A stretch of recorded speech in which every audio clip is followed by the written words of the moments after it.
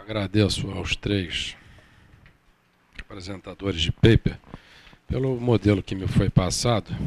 Me cabe agora fazer uma provocação, ao mesmo tempo uma discussão sobre os resultados e depois passar a palavra para o público, e aí nós teremos bastante tempo para discutir os trabalhos individualmente. Eu vou começar a minha provocação fazendo uma complementação. A provocação que eu vou fazer não é aos autores, não. Eu vou fazer uma provocação ao nosso conhecimento. Que é a seguinte: o Rodrigo colocou muito bem essa questão da variável de decisão do indivíduo. Que quanto maior a probabilidade de ser pego e quanto maior a pena, como nos ensinou Gary Becker lá atrás, maior a deterrência, maior a chance dele não fazer uma coisa que é do bem-estar dele, mas não do bem-estar social. Mas tem uma variável que eu gostaria de complementar, que é a variável da escolha marginal, não a do indivíduo, mas a escolha marginal da sociedade ou daquele que tenha recurso público entre controle e prevenção. Eu tenho ido, em função desse fórum e também em função de várias outras associações com a Escola de Direito da Fundação, a convite do Joaquim Falcão, e também a Escola de Direito de São Paulo, a convite do Oscar Vilhena, há inúmeros fóruns de economia e direito. E eu observo, que era natural de se esperar, que os debates não primam muito pela questão dos custos relativos. Então eu vejo, por exemplo, na questão, para tomar aqui um gancho com o colega Feres, na questão da corrupção, eu vejo sempre a ideia de se aumentar a possibilidade de controle. Olha, pega o banco tal e coloca todos os contratos em PDF na internet. Pega a companhia possuída pelo governo de forma majoritária tal, coloca todos os números na internet e faça com que algumas pessoas fiquem monitorando isso. Evidentemente que dentro da lógica apresentada de que a probabilidade de ser pego vezes a pena é um fator de deterrência, com esse tipo de ação eu estou elevando a probabilidade de ser pego. Portanto, é uma coisa que vai, acredito eu, por efeito de substituição, reduzir a possibilidade de haver malversação. Entretanto, nós não podemos nos dar ao luxo de ter uma parcela brilhante da população para fazer relatórios, para que a outra parcela brilhante fique vigiando a inicial e boa parte da sociedade fique se dedicando a uns fiscalizarem os outros. Aí nós estamos retroagindo lá para Thomas Hobbes. Estamos com quase que uma guerra de todos contra todos. A não observação de princípios básicos que tem mais de 2.500 anos, o princípio da lei natural de São Tomás de Aquino, de Aristóteles, em que você tem um bom senso na convivência com as pessoas, e o princípio da subsidiariedade, pelo qual você coloca o governo como subsidiário na solução dos problemas e o indivíduo é o ator principal, faz com que surjam esses custos que são muito altos mesmo. Então, eu diria que hoje R$ 1 alocado na prevenção tem um retorno muito maior do que R$ 1 alocado no controle. Tomemos, por exemplo, a questão de corrupção. Não estou vendo debate sobre a questão do tamanho do Estado. Não estou vendo isso. Talvez seja uma hora de pensar nisso. Porque se está havendo um problema desse tipo, não estou dizendo que deva aumentar nem diminuir. Eu não sei. Estou dizendo que deve haver o debate, a mensuração. Não estou vendo a tentativa de fazer do limão uma limonada. Não estou vendo debate sobre o aumento das exportações mais importações no PIB. Não estou vendo na circunstância de percepção de corrupção. Eu estou vendo uma série de debates sobre alienar bens antes do processo transitado e julgado, aumentar as penas de 150 mil anos para 300 mil anos. A gente tem que pensar um pouco mais no retorno marginal da prevenção e deixar de focar só no controle. Politicamente é mais difícil, mas economicamente é mais salutar. Então há de se colocar essa questão que, complementando o que disse o Rodrigo, é uma questão de economia, mas não é a questão da decisão do indivíduo, é a questão da decisão do pagador de impostos, através do seu poder representado. Então esse é um ponto que eu acho que a gente tem que discutir mais. Se eu tenho uma determinada operação e eu tenho empresa 1, R$10, empresa 2, R$11, empresa, as ofertas para fazer um serviço, empresa 3, R$9,9, aí aparece empresa de Singapura, R$2. A gente sabe que naquele 10, 11, 9,9 tem alguma coisa esquisita, se for controlado pela qualidade. Eu não preciso ter a juventude brasileira, metade provendo PDF e a outra metade olhando o PDF, olhando os números. Se a gente aumentar a competição, essas coisas surgem naturalmente. Se a gente aumentar a facilidade de importar, a facilidade de competir, assim por diante, essas coisas surgem naturalmente. O total de alocação de recursos em controle que nós estamos fazendo é muito grande. E há mais um severo problema. Uma vez que a corrupção seja um assunto de foco da sociedade, ótimo. Mas no momento subsequente é preciso modificar as regulações que deram origem àquele fato.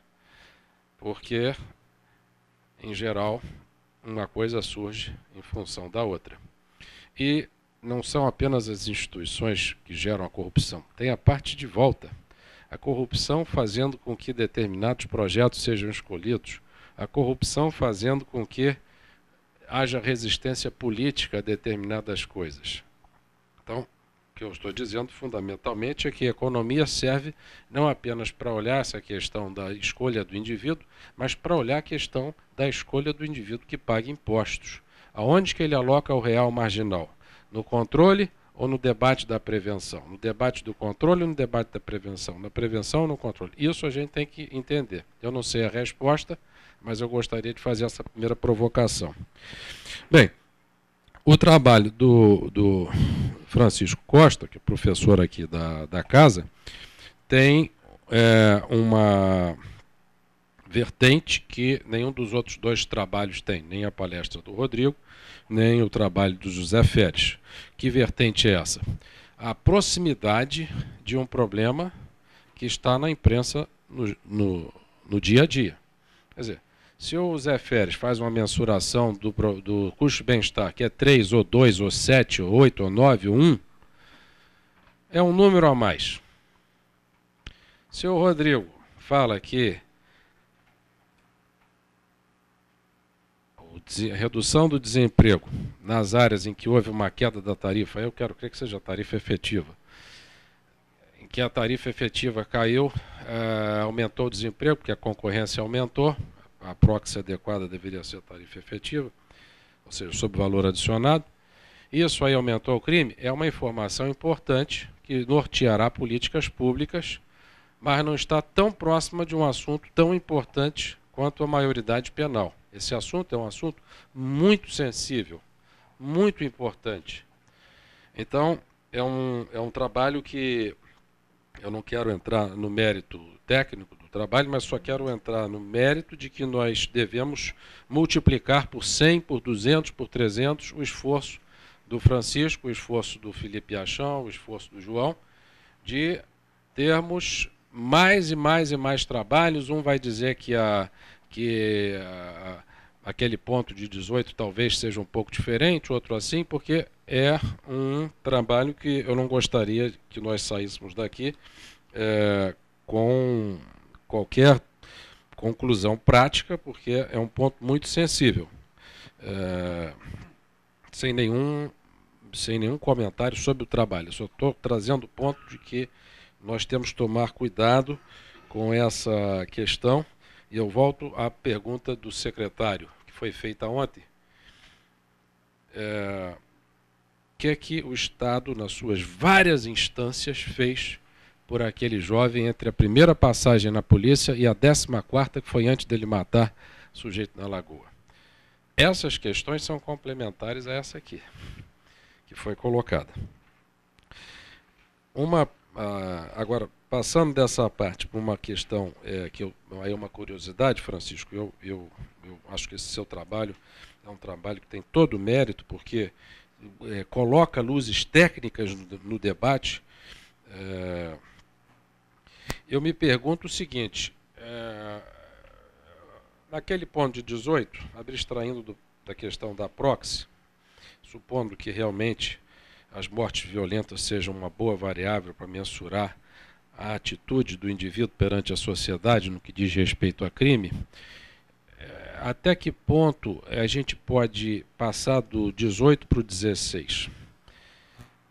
Porque a coisa não é linear, necessariamente. Quer dizer, o que debate agora não é 18 versus...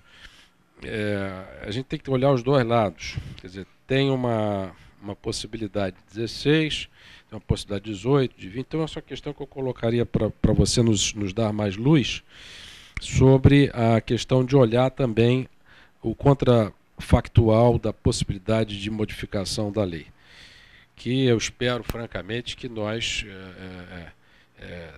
temos muito cuidado em fazer qualquer modificação. Eu não tenho a menor ideia sobre o que seria mais adequado do ponto de vista social. Eu só tenho ideia que fazer o que o professor está fazendo, o Francisco, é muito salutar para a sociedade. E por último, na questão da corrupção, bem, tem um número aí para ser medido. Agora, a corrupção, aí eu acho, Zé Félix, quando você mensura lá a parte indireta como muito superior à parte direta, o que eu acho que você está mensurando? Não é só questão psicológica. Quando eu propus que nós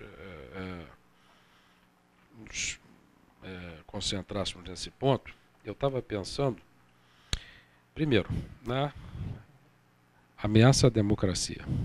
A corrupção ameaça a democracia fortemente.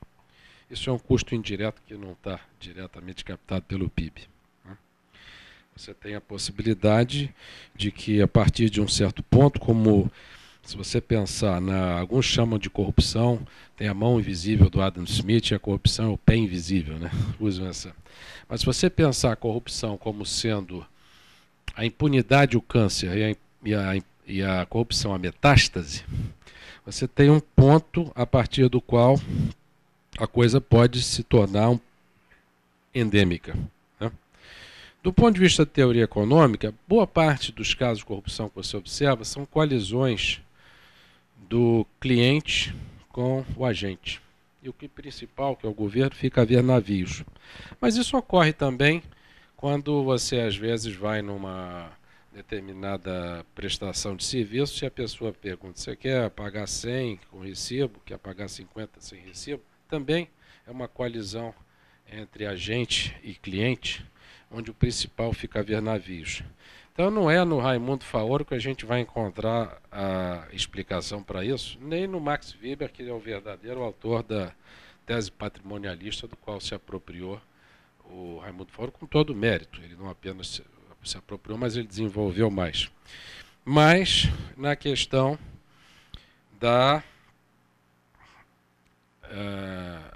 do desejo da sociedade de enveredar por um tipo de conduta ou enveredar por outro. A questão aí da educação como elemento de provisão de conceitos mais de 2000 anos é muito importante. Tá certo? Um outro ponto que, além da democracia, é o ponto do meio ambiente. qual você é especialista. O meio ambiente pode ser extremamente prejudicado pelo fato de você ter, às vezes, um determinado projeto que é aprovado quando não deveria ser aprovado. Ou um que deixa de ser aprovado quando deveria ser aprovado. Tem erro do tipo 1 e erro do tipo 2 nessa brincadeira. Se você pegar no Brasil, no período de 64 a 85, a preocupação maior era com o erro do tipo 1. Havia várias pessoas presas por motivos, às vezes, políticos, e a pressão da sociedade era sobre o indivíduo inocente que está preso. Hoje em dia, a pressão da sociedade é sobre o erro do tipo 2. É sobre o indivíduo que não é inocente e não está preso. Então, mudou muito a percepção. A percepção hoje é a percepção da preocupação com a impunidade. Ambos são ruins. Tanto você prender o inocente, mas também deixar de fora o que não é inocente. E existe quando saem de campo a educação e às vezes até a religião, pode ser útil nisso, provendo valores, entra muitas vezes, e também quando sai de campo uma justiça ágil, entra a tentativa de fazer a justiça com as próprias mãos, que é muito perigosa, porque passa a haver a possibilidade de haver uma mídia que tenta ajudar no processo e em alguns casos pode gerar problemas. Tá certo? Então é preciso restabelecer a agilidade da justiça para que isso não se dê. E também, além da questão política, da questão ambiental, eu acho que o fato de ser capital maior valor indireto é porque o PIB é uma variável muito... O PIB foi uma coisa desenvolvida no meados do século XX, a fundação, 10 anos depois, já estava fazendo aqui também, mas que é muito distante do bem-estar. É como dizia o Robert Kennedy, ele falou, o PIB mede tudo, menos o que faz a vida valer a pena. Você ter paz entre as pessoas, não ter discórdia, não ter agressividade, esperar uma pessoa subir no ônibus. Esse tipo de coisa não está no PIB, mas se eu abrir um buraco e fechar buraco, eu aumento o PIB, mas não mudei em nada. A gente tem que melhorar essa variável de PIB, talvez por uma parte ecológica. Se você pega uma árvore e destrói e faz a lenha, você aumenta o PIB. Mas se você fizer um PIB verde, que é um PIB que tem uma característica melhor, que você coloca os serviços prestados por aquela floresta, na provisão de oxigênio, belezas naturais, etc., aí quando você serra a árvore, o PIB cai. Esse PIB vai ter mais correlação com o bem-estar. Mas há esse problema também, tá certo? Do PIB. Eu acho que esse trabalho é um trabalho muito preliminar, é um trabalho que tem agora que passar para os dados individuais, para que você possa filtrar as variáveis de desemprego e assim por diante, mas é uma contribuição a mais, sem nenhuma pretensão, é apenas uma provocação para que as pessoas se preocupem com isso. Eu costumava mensurar os custos de bem-estar da inflação, de 47 a 94, dá 3,3% do PIB. Mas aí é uma mensuração direta via PIB. Não capta o efeito deletério sobre a percepção de bem-estar das pessoas decorrente da inflação.